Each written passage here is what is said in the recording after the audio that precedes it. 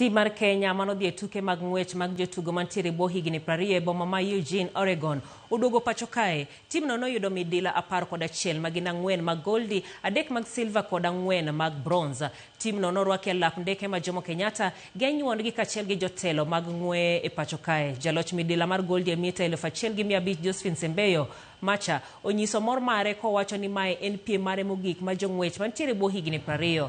Jalup jakom mar nok Barnabas Korir bedo singo mar medo siro tim mora mora madhi siro piny Kenya e tuke ma oko.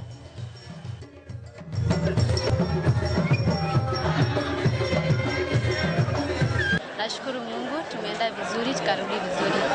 This is my first time to participate in World Championship and also my last under 20 to participate. Nashukuru pia kwa coach wangu, amenisaidia kwa mazoezi, ndio maana niliweza kukata team na nikaenda kuperform vizuri huko.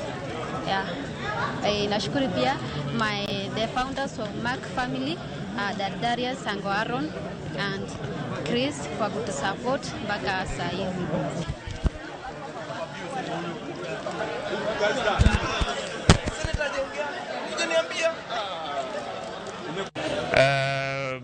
Production line for the last 4 to 5 years.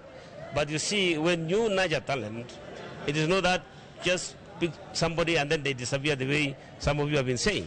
We have to create a pathway for them. They have to know if they do well, where they are going to go. When they finish high school, what happens? What are the pathways for these young people so that they can continue doing that?